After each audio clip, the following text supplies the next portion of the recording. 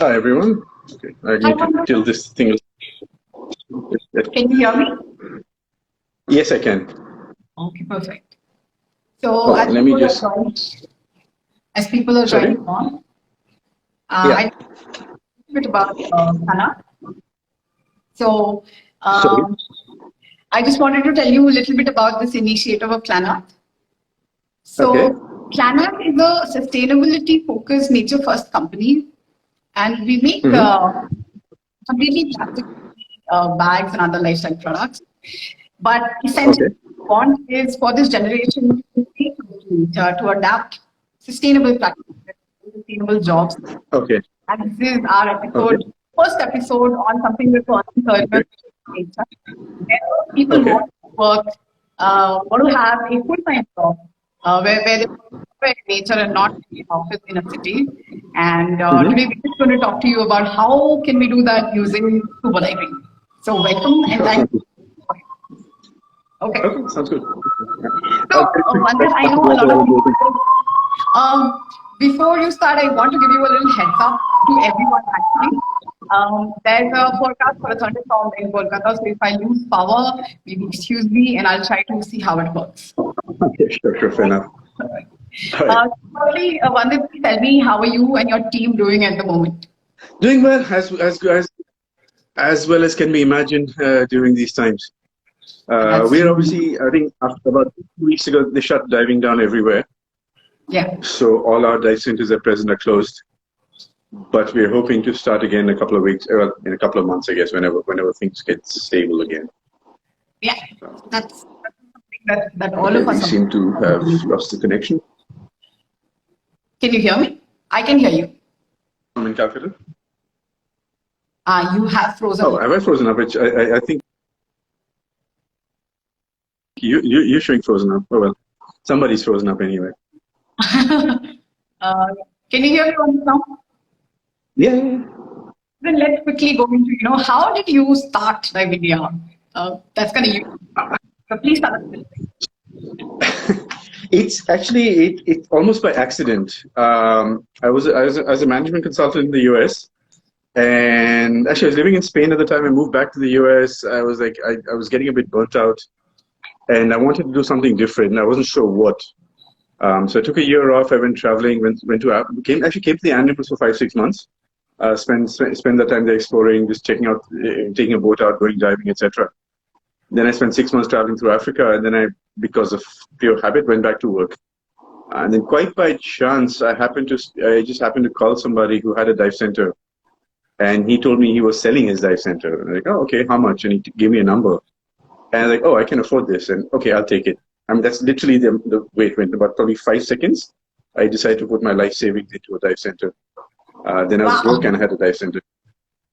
Actually, I've been planning on doing something different for about a year and a half. I just didn't know what. So when this thing came in, I was like, right, let's do it. You were actually one of And us then I who wanted to work with nature. But that was unique, even, I hadn't expected to hear this from you. my dad was horrified. He's like, what the hell have you done? I mean, So, when you started like that, what were some of the first difficulties you faced, especially in building your team here? Was that easy? Was it quite difficult? this is 2003. Remember, back then nobody even knew what diving was. So Yeah. being a consultant, I had a nice business plan. How we grow the business, etc., etc. So I went to the Andamans. I met the director of tourism. He's very positive, very upbeat, and he's like, this sounds great. This is what the islands need, etc., etc. And then, we had I gave him the presentation. This is how we're going to develop the market. This is how we see numbers growing, etc., etc. So you see, then he goes, so it's really nice, but how will your divers see the fish? Do you have a glass bottom boat?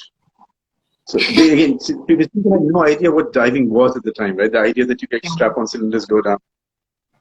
So that was. Then the second challenge, obviously, with diving is that you're really dependent on your crew for safety, right? I mean, if we are all in the water, the crew is is what's keeping is managing the dive trip out, the dive trip back, etc., etc. So being new to the Andamans, not having lived in India pretty much for almost 15 years before that, It was a big challenge for me to just come in and find the right crew, find the right people, etc. In fact, I think we went through probably we'd go through new stuff every week. I remember we'd gone exploring one day. I was diving and we drifted for a while. I told the boat, we're going this way. You watch a bubble, you stay close to us. I came up, the boat was in the horizon, the wave, no sign. I had to swim back. It took me 1 hour, 20 minutes to swim back to the boat, and the guy was fast asleep on it. So those were like the early days, getting started, not quite fun. Also, what didn't help at the time was the Andamans had a pretty poor reputation for quality. There were a lot of dive centers that would come in and go, and there were a lot of people who sort of promised more than they were qualified to deliver. So back then, when we started, people who were coming to the Andamans were very, very hesitant because everything they read online was that, be very careful of the dive centers there. Obviously, we had to be extra careful, that to not sort of meet the stereotype of what people expected. So that was a challenge. Sounds like a challenge. So when you started, say, hiring some of your dive masters, how did you get to them first?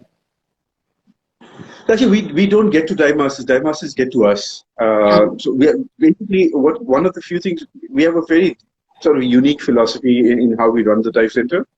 So generally, what happens is that people come diving with us. They like the vibe. They like they like the culture. Then they want to come in and do their professional training with us.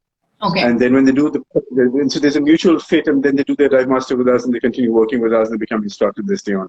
We very rarely recruit because what we find is that there's different types of. I mean, being a dive master is one thing, but also it's important to fit in the culture of the company, right? So and the culture fit's probably more important than anything else. So, how big is the team, and what are the other? Tell me some of the activities that you do. So I understand that you take people out to diving, and here I'm talking about first-time divers. So that's there. But what are the other things that Dive India does related to scuba diving? So, well, one is, obviously we do training as well, right? So, if you're a certified diver, we take people out diving. We train people at all levels from beginner. We also do a lot of professional training, dive master and instructor courses. I'm probably I'm dating myself, but I'm probably one of India's oldest, and not by age, maybe by age, but I don't know. Instructor trainers in the country. I've been doing instructor trainer since 2008. So we have a fairly long, well-established background in training instructors. Along with that, what we started doing, we've developed our own concept, like underwater ecology program. So it's basically if you PADI, SSI, all the dive agencies have a sort of generic environmental program, right? It's a sort of cut and paste thing that you can use anywhere in the world. So what we've done is we've taken specific to the Andamans. I had a marine biologist on the team, and she spent a few years developing a very in-depth curriculum on the underwater ecosystem of the Andamans. So that's a program that we find very useful for like people who really want to get a sort of substantial understanding of how the ecosystem works. So that's something we have, and we're in the process of doing some research on artificial reefs as well. There's a lot of people doing artificial reefs, and they're saying, okay, hey, look, we've done artificial reef, which is good. That's a start. What I think that there's not a lot of is a scientific systemic understanding of what type of substrata leads to effective coral growth under what conditions. So I mean, let's take a simple example. If you take a matrix where you have different levels of visibility and salinity and temperature as one dimension, and you take 5 different substrata on the other, you say for each combination of salinity, O2, and substrata, what type of coral growth is most effective? So acropora will grow well under, on substrata X under condition Y.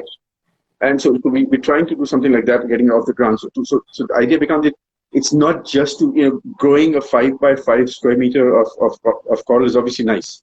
But what we wanted to be is a template so that people can then use it and say, okay, based on this study, if we want to do a large scale reef development in, say, Gujarat, for example, right?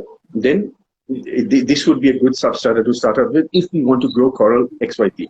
If you want to grow a different type of coral, this is something else to do.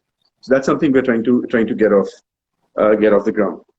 Okay. So, Vandit, how do you make scuba diving more sustainable? This seems to be one of the answers. Do you want to talk a little bit around that? Honestly, I think scuba diving is about as sustainable as it gets. I mean, this is. I don't want to ruffle any feathers, but it's funny. I mean, it's a lot of people that talk about, let's make scuba diving more sustainable. I mean, I hear that all the time. What are they having for dinner? Fresh seafood, right? I mean, and things. That's not. I mean, the thing is, it's not a blame thing, right? It's the idea is that in theory, if you want to be perfectly sustainable, you stay at home and you don't go out. Yeah. And you have zero carbon footprint. Right? In reality, the thing is that ultimately, people are going to go out. There is going to be a sort of a small sort of penalty to pay there. But the question is does that balance out? Let me give you an example. Do you know in the US who contributes the most for conservation? Where's the biggest source of funding that comes in from? It's from hunters.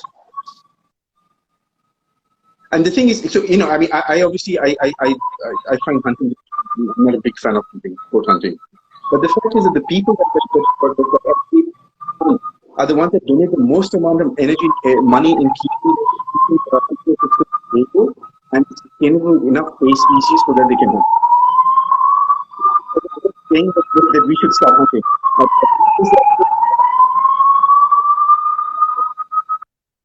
Okay. My point is that there is a certain level of use of the ecosystem that is sustainable, provided there's other benefits from it. So with diving, pretty much anyone who goes diving is obviously interested in the environment, right? So the point I'm trying to make is that the incremental sort of effect of diving on the reefs is negligible. What happens occasionally? Maybe a diver might stumble into something, break a small piece of coral, right? Or whatever. It's really that's really it, right? I mean, we dive reefs all the time. Over the last 15 years, we've not seen a decrease in fish life because people are in the water, right?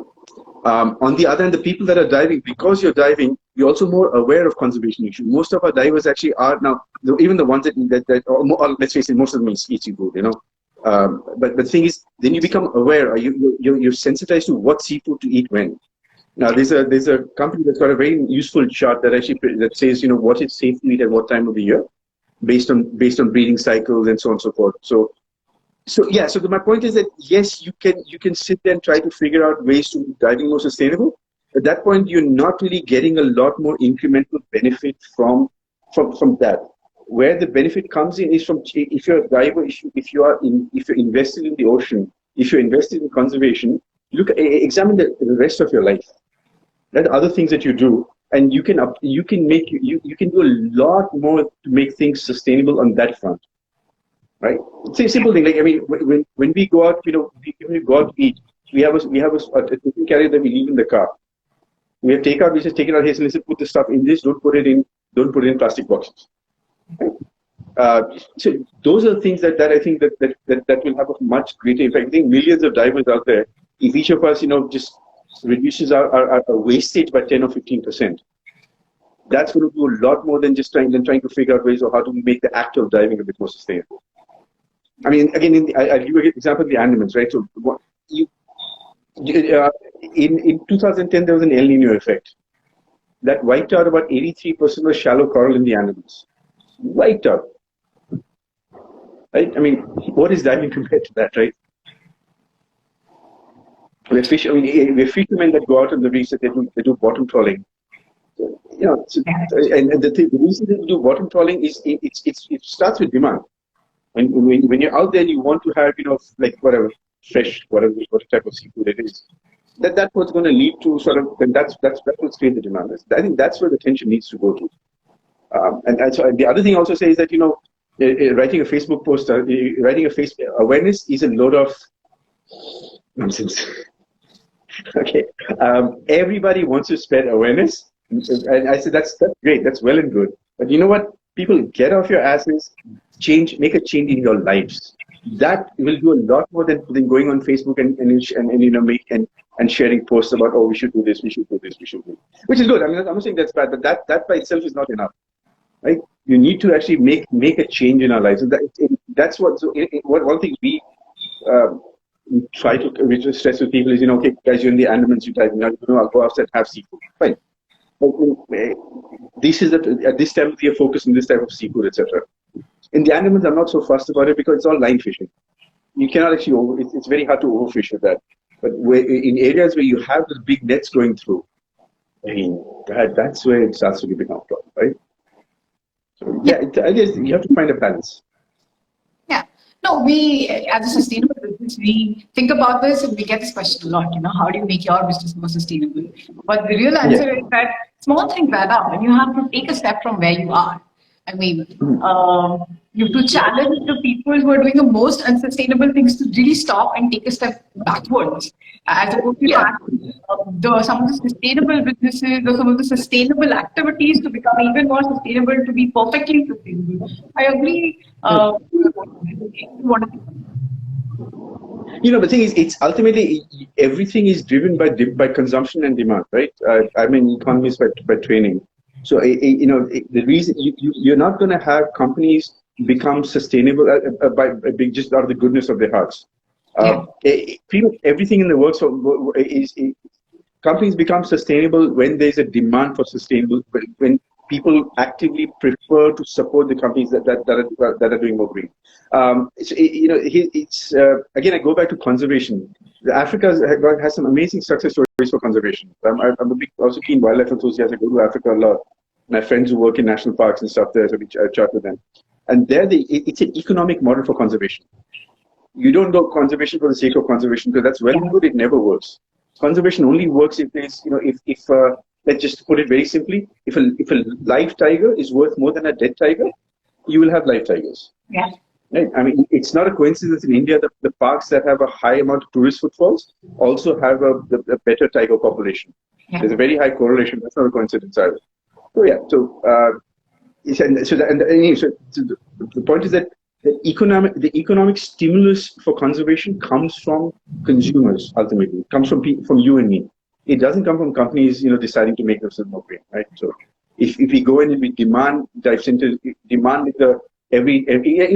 dive centers should be more green, right? Like, for example, instead of using plastic bottles, use recycled water. Yeah.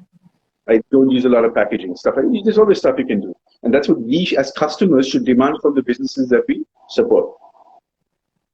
So, Vandit, I'm also very curious, here there will be a lot of people who will be seeing this video, who are seeing this video, who want to work in the space as a contribution to sustainability or to nature, to make some change. So please take me through, if somebody who does not know diving today, who hasn't dived at all at this moment, how can this person work in dive India or become a dive master or work in any other areas related to scuba diving?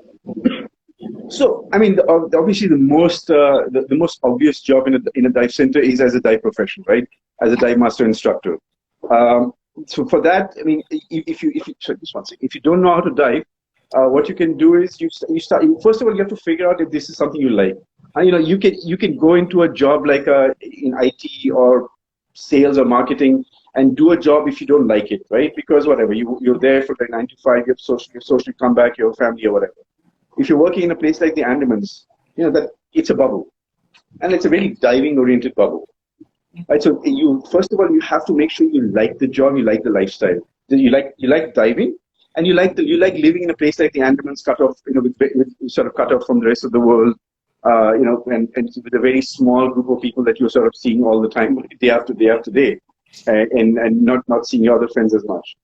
So for that, I always recommend first come to the Andamans and dive, see whether this is a sport you like, and then if you say, hey, this is kind of fun, then by all means, then you can progress up to dive master. It takes about 6 to you can become a dive master in 6 to 8 weeks, starting from beginner, and then generally, I mean, it depends where you are. Like for example, we generally require our dive masters to actually work as interns for a few months, gain a bit more experience before we sort of let them loose with people.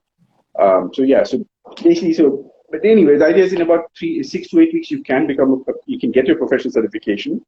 and then improve your skills a little bit, and then at some point you can start working as a dive master at some point after that. So that's in the Andamans. There's also part-time opportunities for diving in the cities as well, actually. Now, this is not necessarily, let me take a quick detour. So in Andaman, it is two types of diving sort of industries, right? What we have in India, what we have in places like Indonesia, Thailand, they're all holiday dive destinations. Yeah. And you go, people come there on holiday dive. In the US, in Europe, actually, the big dive centers are not the holiday ones. They're dive centers based where people live. So, for example, if you're in Calcutta, there'd be a dive center in Calcutta that caters to all the needs of divers. So basically, you can do your pool training there, you can buy equipment there, and then they conduct trips that go elsewhere, etc. Now, in India, that's not really sort of taken off as yet. We have dive centers in Delhi, Bombay, Bangalore, and Chennai. And so we do a fair bit of training there, but compared to sort of what we do in the Andamans, obviously it's negligible. We're hoping to develop it a little bit more because, so right now, if that develops, there is demand for having maybe a dive master or instructor who works on weekends. And that's again, that's a US model, for example. In US, most of the dive instructors there, they have other jobs, and they teach on weekends whenever they feel that they'll do weekend class here and there.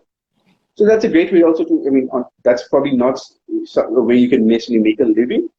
Or maybe but you can get a decent amount of sort of, 20, 30,000 a month maybe, working as a freelancer, helping out or whatever. It's a good way to stay involved in the sport. And what you can do is you can see if you like it enough before making commitment to quit and do this full time as well. Right? So it's a good way to balance things. So and then there's a third option, which is just like anything else, diving is also business, right? Yeah. So they always is a demand for someone like for example, we're fairly, most of our stuff is done by dive professionals, but we have, let's say, a role for like a front office operations manager, which doesn't have to be a diving person, right? And that person, for something like this, if you have skills like online, like digital media, you've obviously known that my Instagram skills are like a rubbish. I was calling you figuring out how to do this, right? So I have people who are smarter at this than I am. So those are skills that sort of every business needs. There's online marketing, how to do your online presence, how to handle operations and stuff like that. So that's also an opportunity for someone. And the good thing is that is something that you can probably combine with maybe working part time with something else, etc. Right? So yeah. So three yeah. Yeah. Let's say somebody actually wants to do this course. What is the kind of expense that they'll have to incur to do this certification and become the dive master? Okay, so just getting certified as a diver is about 29 to 31,000 including taxes or whatever. That's just getting certified. Okay. Getting up to dive master is about, so basically the amount of training required is you have to do open water, you have to do advanced course, you have to do CPR first aid training, you have to do something called rescue course, and you have to have 40 dives. So these are all what you need to do as a prelim. Mm-hmm. After that, you do your dive master training. So all of this, like I said, put together takes about six to 8 weeks, and it costs about approximately, I was going to say about 1.5 or 1.6 lakhs or something like that. Okay. It's not necessarily super cheap, but I mean, it is you're getting like a full level professional skill, right? So it is something that you will be doing for life, right? Quite unique. Sorry, not easily available. You're breaking out. Yeah. Can you repeat that? Yeah, well, I said this is something which is still very limited. It's unique. It's adventurous. It's different. So I think that is the kind of commitment you have to make if you want to become one. And I think the model that you suggested, where people go spend some time on the weekends to do the dives, work on a day job every day, I mean through the week, is a good model to go at, because then they'll also understand the flip side, which I was going to talk to you about. I mean, what are the difficulties when you become a dive master? Yeah, so as this famous sages, these guys, this rap guy said, it may be a fun job, but it's still a job, right? Yeah. So I got into diving in '91. Geez, I'm dating myself again. And I became a professional in 2001. So I've been diving for 10 years before I became a dive instructor. Okay. And when you dive for fun, it's very different. When you dive for fun, you're only caring about yourself. Yeah. Right? But when you're a dive professional, it's a job. I mean, you're on call. And so what I always tell dive professionals, it doesn't matter. I mean, like I said, now I've been teaching for 20 years. I've taught to about 1,000-something students or whatever. But imagine I take the next class out, someone gets hurt because of maybe a moment of inattention on my part, or maybe I don't react perfectly. It doesn't matter that I've taught 1,000 people, right? I mean, I'm liable. So you cannot have an off day. It's like it's like being like doctors, right? It doesn't matter how great a doctor you are. You make a mistake. So that element is there that as an instructor you really have to bring your A game every day. The good news is that the way the industry is structured, you have a lot of support in making sure you do things. It's I mean, if you're careful, it's not like it's slightest mistake people get hurt. It doesn't happen like that. But you have a lot of support in terms of logistics, the way the training is set up, etc. But the thing is, you cannot lax. You cannot slack off. So that's one. The second is then at some point, what is your upward progression? Right? Yeah. So generally, what it says to people started is that the thing is, as with every job, right? The more fun the job, the lower your salary. The harder the work, the more you get paid. So dive masters generally have a lot of fun because dive masters are taking out certified divers. Yeah. Certified divers are, because they're trained, they're responsible for their own safety, in theory anyway. So as a DM, your main job is just to watch over them a little bit to make sure that nothing goes wrong and to show them cool stuff. So dive masters generally, they tend to have the nicest dives, they tend to see all the cool things, etc. And the salary is not as much. It's typically, depending on where you work, 20 to 30,000 a month, depending on what else you're doing, etc. Then when you get up to instructor, then obviously your salary goes up. It's about 50 to 75,000 a month, again depending on experience and stuff like that, which is tiny money, right? I mean, especially if you're living in a place like Andamans, where there's no cost of living, and the cost of living is negligible. But then what happens after 5-10 years of doing that, right? So then at some point you really have to think about, okay, you can actually get into the industry. You can take more of a managerial role. You can move out of teaching and go into more into management, even become partners in something like. A lot of our senior instructors from last year now, they are actually they have their own sort of their partners in different aspects of the businesses that we do. So that is something you have to think about. That what do I do 10 years down the line? And but there are options there, but it's not something like you have to be proactive about finding those options. It's not something like a corporate job where every 3 years you get promoted, you get a pay hike, and blah blah blah. It doesn't work like that. So, but this is almost like an entrepreneurial job anyway. So the type of person who's interested in this, it works out well for them. I think what you're saying is, if you're just getting bored in an IT job and you're thinking, there are a lot to consider before you take that step. Yeah, I mean, I want to reiterate. It's a great job, but it's not something you do in a half-assed manner because you want to sit on the beach and and have a beach lifestyle. At least not with us anyway. I mean, it's a job. People are paying a good amount of money to come dive. They expect safety. They expect professionalism, and the dive professionals are the front line that provide that. Right. So yeah. So yeah, please. No. I'm just saying it is a job. It's a fun job. It's a job. So I want to ask you, you've been doing years. How do you feel today now when you do dives, or how do you feel in your work? Sorry? So I'm saying you've done this for so many years. Yeah.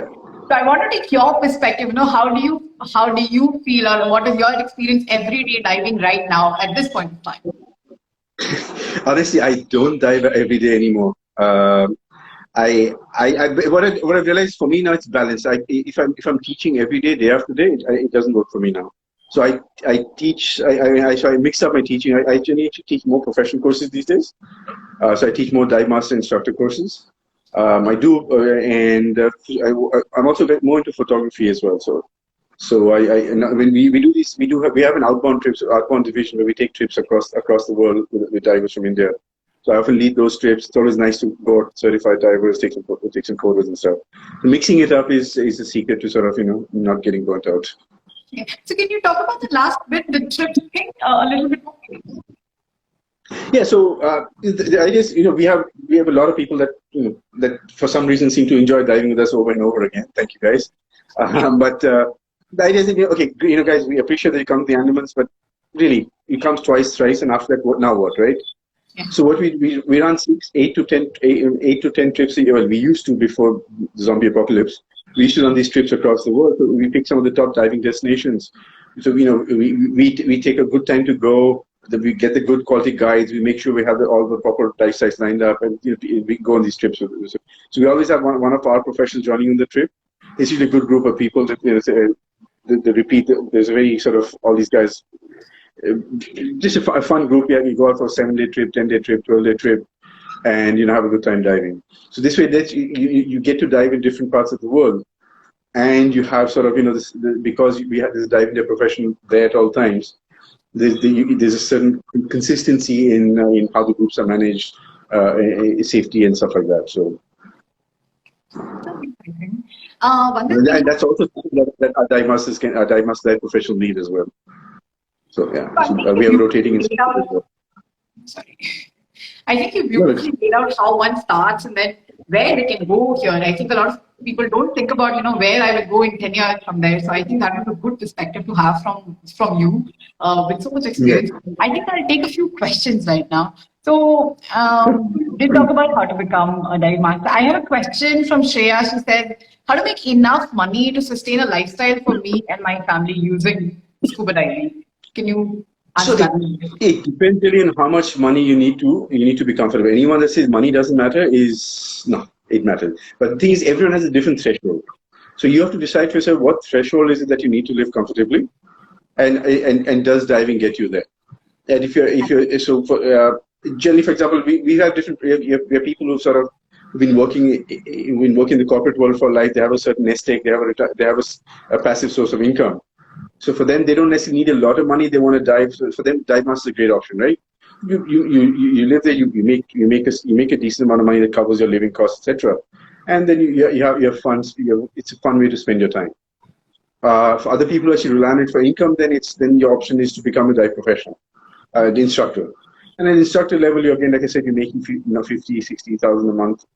So there's that. So yeah. And then you have to figure out how much. Yeah. And the other option is then, like now with broadband coming to the Andamans, it is possible for someone to maybe do work part-time with the dive center and work from home and do other stuff as well. Yeah. So, do 2-3 things at a time. You can dive in the morning, and then afternoons you can do, something else as well. Yeah. I think we've talked about that, and that I think is the balanced way to do it. And one question from Naveen who's asking, how does diving work in Southeast Coastal? Sorry, where? Southeast Coast, like Chennai and stuff? East Coastal, I think so, yeah, so India's. Yeah, so I'm basically, I'm based in Chennai now, right? And we set up a dive center here. I always tell people, if you don't come to the Andamans, to Chennai expecting the same level of diving that you do in the Andamans. It's not the same. But it's certainly a lot. I used to dive in Boston. It's a lot better than diving in Boston. You have it's water is about 8 degrees. Visibility is 2 or 3 meters, and if you're lucky, you see one crab and one lobster in the entire dive. There's a decent amount of fish dive. The base is not the greatest, but there is, and there's a decent amount. If you actually see our diveindia.chennai Instagram, you'll see a very nice whale shark sighting that we had a few weeks ago.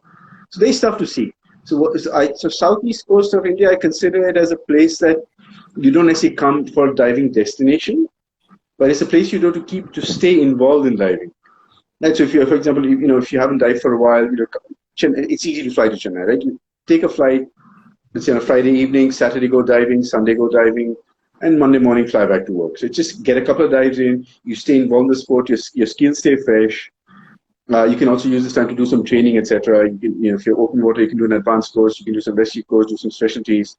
In fact, we also realize that a lot of people cannot take time off on cannot take 4 to 6 to 8 weeks off to become dive masters, right? So we started this program where you do your dive master theories online. Then there's some skills in dive master course that you do in the swimming pool. So those you do in Delhi or Bombay or Bangalore, and then over the space of a bunch of weekends you come to Chennai, and you knock off the other requirements. So you don't need to take any time off of work. You can spend 4 weekends, 5 weekends, 6 weekends, whatever. You can take as much time as you want, and you can complete your dive master course at your own pace. So this is another option for people who want to actually become a professional but don't really can't take 2 months of the job. So that's why having a place like Chennai is really useful for that, right? It's not a holiday, it's not a trip like going to the Andamans. You have to fly to the Andamans. Most people have 2 flights. You take a ferry, 1 day traveling each way. This is just convenient, right? You fly and you're there. So I dived in Pondicherry last year. Pondicherry. Would be familiar to Chennai? Sorry? So I dived last in Pondicherry. So Pondicherry is also something I would say when you talk about experiences in Chennai. Yeah, it's very similar. I mean, it's pretty much the same ecosystem, same visual, same connection. Yeah. One last question. What are the prerequisites for becoming a dive master? I think we talked about a few, but are there any prerequisites for becoming one? So basically, to become a diver, you need to know a certain amount of swimming, right? You need to be able to swim, basic swimming skills. To be a dive master, you need to know slightly better swimming skills than that. You don't have to be the greatest swimmer, but it helps. You need to be able to propel yourself for 400 meters. You can. It's time. So, yeah, I mean, you have to be let's say, even below average swimmer is okay. Generally speaking, I always recommend to people that they improve their swimming skills, especially when they work as dive professionals. But to at least get the qualification, you have to be sort of reasonable swimming skills. Right? You need to be in good physical health. You need to be 18. That's really it. Generally, it can be summed up in 3 words. Don't be a muppet. Right? It's just as long as you have good judgment, you have common sense. You can become a dive master. It's not rocket science. Yeah, I think it's open. You have to measure the pace, and you have to see your interest in it. Yeah, exactly. Yeah, and if you, for me, for example, I tried out diving in a pool. And like literally 10 seconds, within 10 seconds of putting my head in the water, I was like, wow, this is the most amazing thing I've ever done. I need to do more of it. Yeah. And we get a lot of people who are like that. And so if that's that, so if you have the passion for diving, right, that's really important, because the way it works is, if you as a customer come diving, you want to have a good time, right? And you will only have a good time if the dive professionals are out there sort of with sour faces, looking miserable. You're not going to have fun. So you like I said, as a dive professional, you're the first line of sort of in terms of the customer experience. You have to. If you don't enjoy the sport, you're not going to be a good ambassador for the sport. No one's going to enjoy diving with you. That doesn't work. And then you're going to be miserable as well. Like, why am I doing this? I don't want to do this. No one wins. Then you're pretty much back to I don't like it. I probably want to do. Yeah. How to get a job in IT, Yeah. Exactly. I think I have one last comment.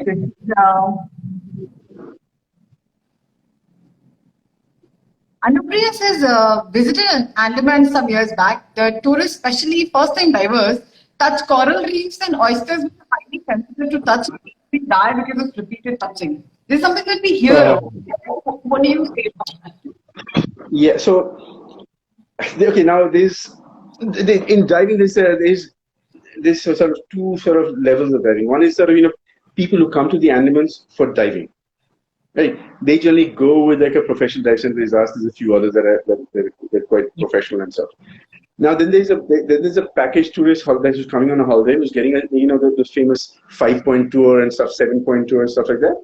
So they get a package that says, "Aj we will go to Radhanagar beach. Tomorrow we will go snorkeling. Day after tomorrow we'll go scuba diving." They don't know what it is. It's in the package. And this stuff is being sold like that's what I call the mass market dive operators. This is what Andamans Havelock has now probably 30-35 dive centers, most of whom specialize in this. So their job, they for like it's a very nominal amount. They have these volume user dive centers of 20 minutes. They take people, they drag them out for 10 minutes. They take a few photos, drag them back, and you're done. So yeah, so these guys, there's a lot of touchy feeling happening. For better or for worse, honestly, the coral is it good? No, absolutely not. You shouldn't be touching anything underwater, right? You should look, because ideally even you don't even want to kick up the sand, because when you kick up the sand, it can fall on the coral and can stress the coral out. But I would say the bright and the silver lining to all of this is the reef where this happens. is a lot of it got very heavily bleached a bunch of years ago. So mostly what they're grabbing is actually rock with algae on it. So there's not a lot of damage they can do, but yes, there are sometimes there is a bit of damage that happens there. So this goes back to what we were saying earlier, right? That is this from a sustainability point of view, can this be better? Yes, of course. But if to be honestly, it's not ideal. I'd like to get rid of it. But if for even all these people, if we can get them leaving with a passion for conservation, etc., it would still be maybe an acceptable cost. But that's not happening either. Unfortunately, in India, the bulk of the diving that happens, there's a lot of diving that happens on the west coast as well, like in Murteshwar and stuff like that. And this is like 800 rupees, includes a dive and biryani and a beer. And I'm like, wow, I don't know how it works, because for us just to fill our tanks with a filter that is spec to manufacture, changed by the manufacturer specing, is about 350 rupees just to fill a tank. I don't know how they're doing 800 rupees with biryani, but whatever. So that, unfortunately, the bulk of the people that's the kind of diving that they're doing. It's high volume, it's a commodity. And we had people coming that go, okay, we're doing diving. What is diving? How is it different from snorkeling? That's a very different market. Generally, the people we get are the people that they say, we're coming to the Andamans, we want to try diving. So they're actively seeking out diving as an activity. Right, so that's one segment. Then there's people who are like, "Aaj diving karenge, theek hai, chalo." That's different. I think it's primarily the responsibility of the person who's really diving. I mean, you can make it as safe and as sustainable and as for sure. watched, but this might happen if the person's not. Yeah, I mean, honestly, to be fair as well, even the relatively sort of the mass market dive centers, they have an idea, they have an understanding that, hey, listen, conservation, we need to protect these reefs because this is our livelihood. Mm-hmm. So there is a sense of, so they also generally don't let it get out of control. Now, obviously, there's some variation in dive professional, yeah. Right? But I mean, that applies to all of us. You like it, yeah. It's not 100%, but it's not 0% either, right? It's 85%, 80%, or whatever. Yes, you'd like it to be 100, but there's only so much you can do, unfortunately. So, Vandit, I'll take you to it. My question is: you've seen scuba diving literally grow in India, right? So, what's your take on how it's changed? I mean, you obviously talked about the mass diving that will come up.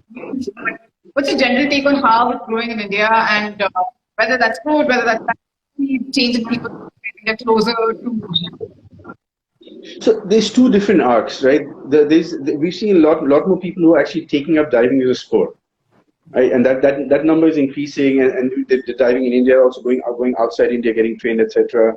And then they're staying in the sport. So after they get certified, they're buying equipment, they're going on diving trips, etc. That's fantastic. But these are the people that are the lifeblood of the industry. They're the next generation, or whatever. I mean, next Jesus. So I just ate myself again.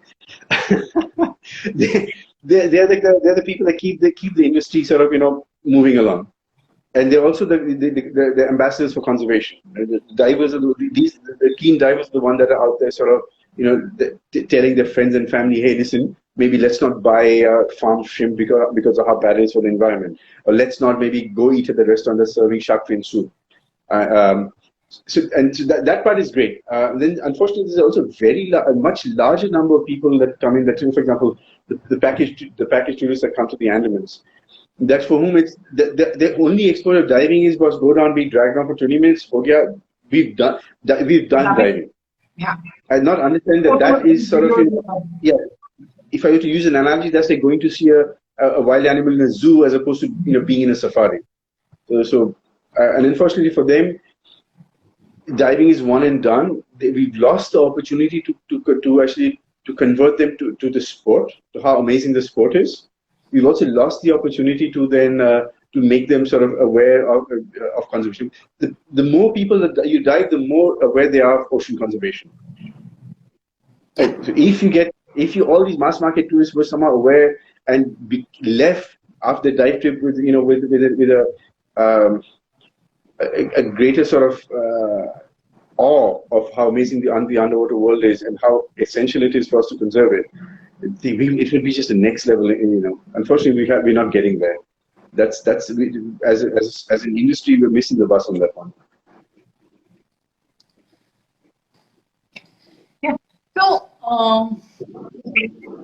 do you think that there's something that can be done to prevent that, and for dive centers to essentially be more aware and kind of spread this message? Or do you think that in general, when more and more people are coming closer to nature for work, for fun, they do take back that this is something that they need to preserve? I mean, in general. Hopefully, yes, right? I mean, hopefully, even when you dive once, you at least some percentage of them are going to leave with an idea, hey, this is really nice. Maybe next time they read something about conservation, about saving the ocean, they're like, I remember I went diving, I saw this, so that is there.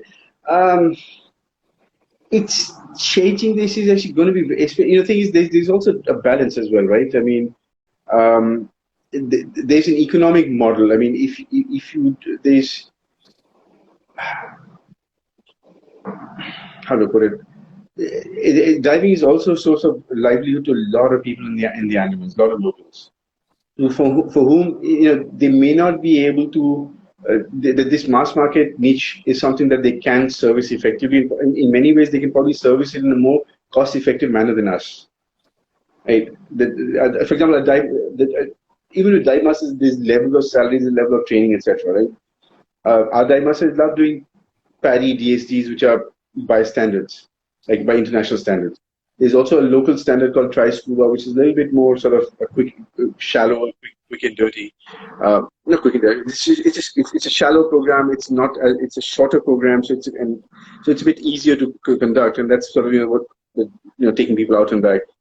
So you can, if you make the program more rigorous in terms of training, etc., you're going to do things. You're going to price out a lot of people. A lot of people will no longer be able to do that program because it becomes too expensive for them. There'll be a lot of people who then will not have the jobs to conduct that program. Right. So there are things you can do, but there's a balance in there. And honestly, it has to be balanced, because you cannot just sit and go, it never works when you just say, okay, we will ban this and and just make it a program that costs 3 times as much. It just does not work. Right? So you have to, any conservation only works when you're sensitive to all the stakeholders involved. Right? So, I mean, but there is stuff happening. I mean, as the industry matures, people are getting more and more sensitized to this, and so it's not. Diving is fairly self-regulating that way, right? Because one good thing that has the customers that come to us know, especially who are trained divers, they know what to expect. And then also sometimes we screw up, our divers say, hey, what are you guys doing? Like, listen, sorry, we made a mistake.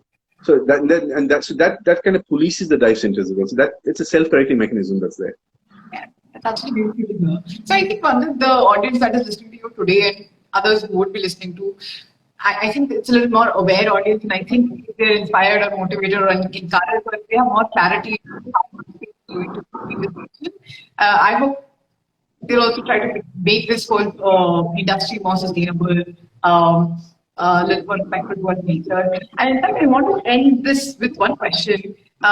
Consumer, I say, I want to be a dive master, I want to do more scuba diving. I'll repeat. Can you repeat the question? Yeah. Vandit, so I was saying that, say a lot of us listening at the moment don't want to be dive masters per se, but we would love to do more scuba diving as a sport, for fun, for tourism. Yeah.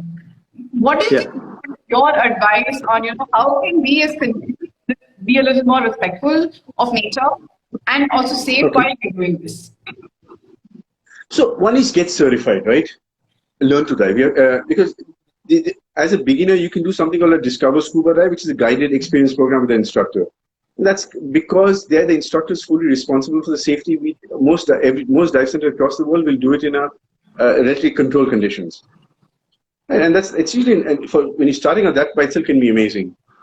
But then when you get certified, because now you're a trained diver, then you start going out to the wilder reefs, so to speak. Right? That's where you start seeing sharks and mantas and all the really cool stuff.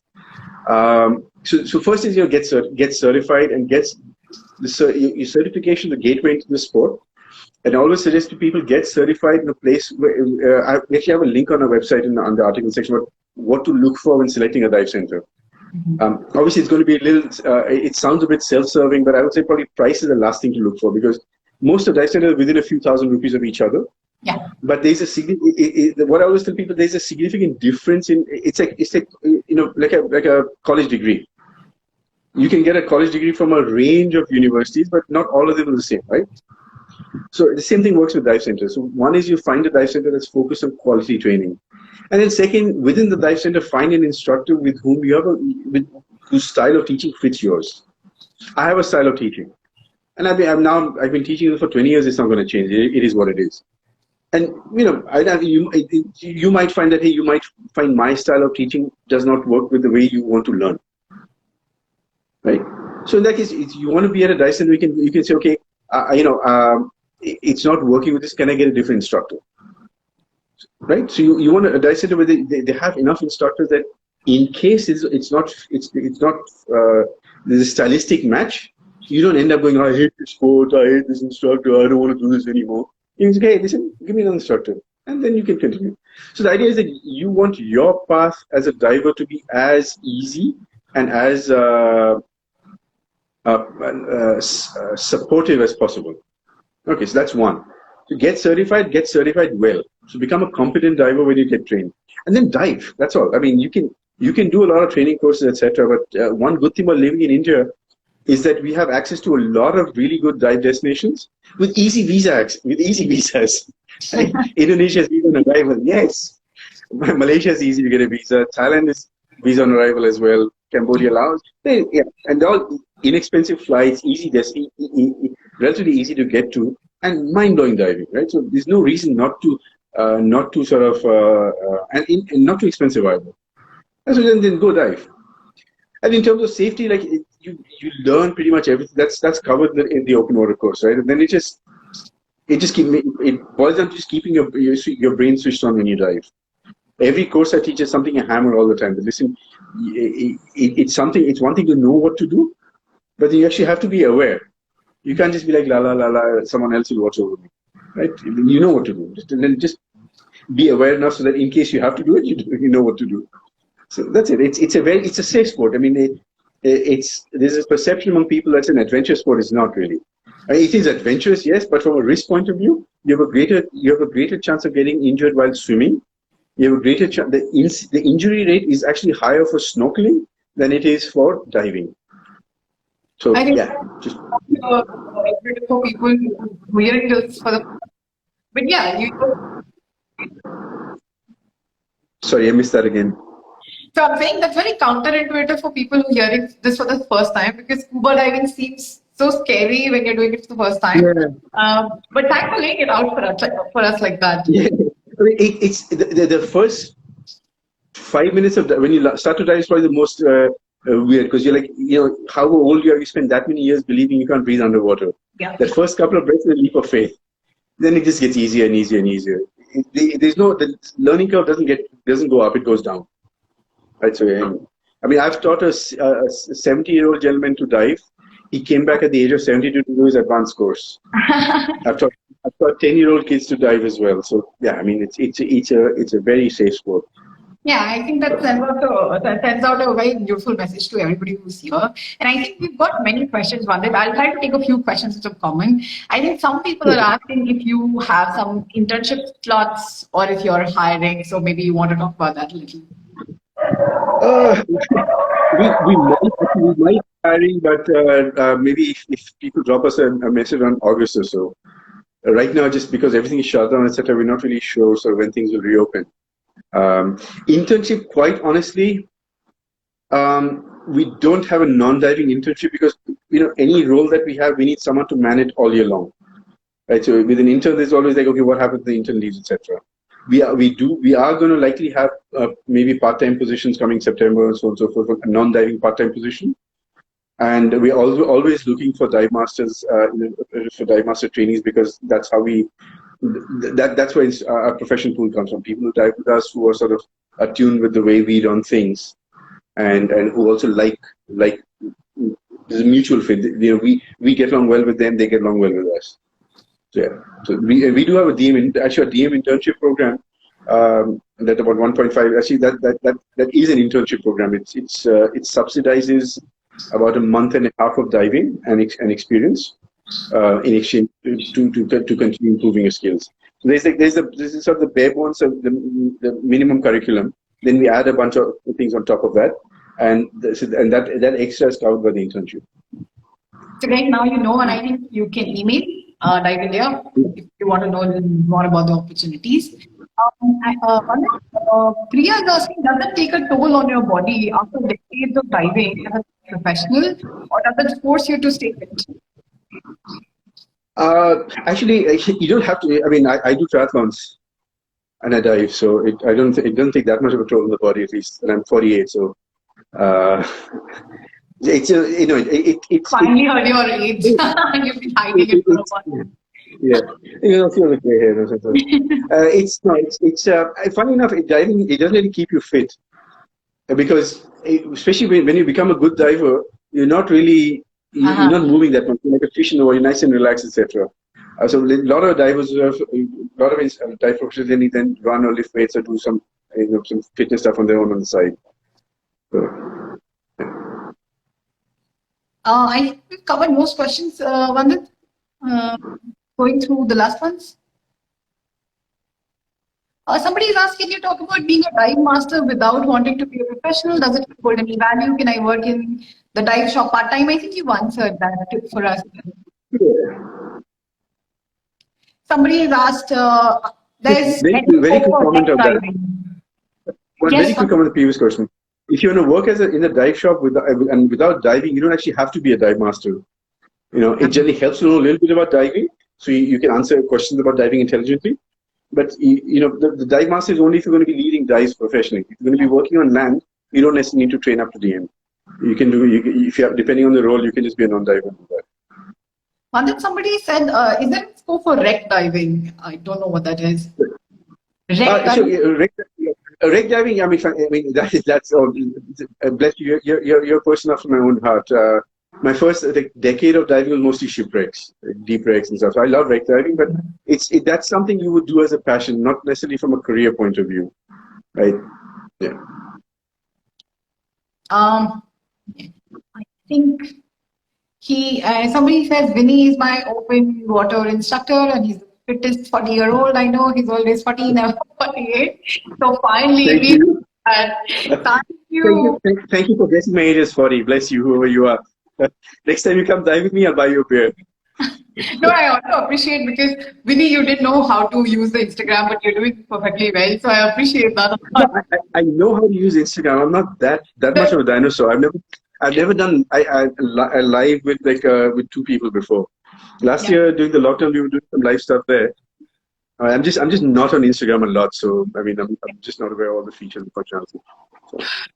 So yeah, I think somebody said Vinny was scary. I don't know what the context is, but right now, Vinny. If they did a dive master course with me, fair enough. I can be a bit scary. I can be a bit. I think it's good to be scary a little bit.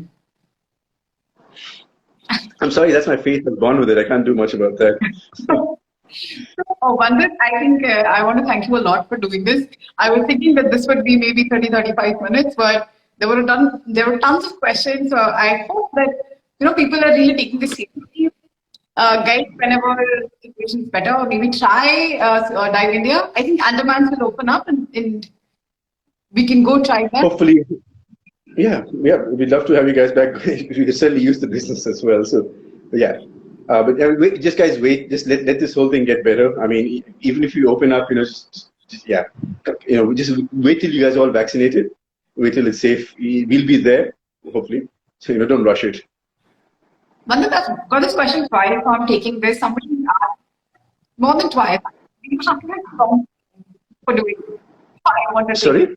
Do you have to have strong legs for doing scuba diving? Not necessarily. Not really. No, you don't. I mean, I know dive professionals. I mean, because I run and I bike and I used to compete in swimming. I have reasonably strong legs. The main reason that affects is the type of fins that you use. Like because I have relatively strong legs, I use most stiffer fins that are harder to power. People who are not I know some very good dive professionals who are not the strongest of swimmers, and they use different types of fins. So no, it's not necessary. Okay. Thank you, Vandit. I think we've offshoot our time, but I really loved the session. You made everything very clear, and I appreciate you taking your time out to do this with us. My pleasure, guys. Thank you for having me, and thank you guys all for watching. Yeah, and possibly we'll connect some other time again. Yeah, okay, sounds good. Okay. Thank you, everyone. Now I'm going to embarrass myself figuring out how to switch this thing off. The X button on the top. You'll figure that out quite well. Okay. I'm sure I will, yeah. Okay, see you guys. Bye. Thank you, everyone, for watching this. Maybe we come up with another episode of being close to nature, working close to nature with a little different characteristics. Bye. Yeah.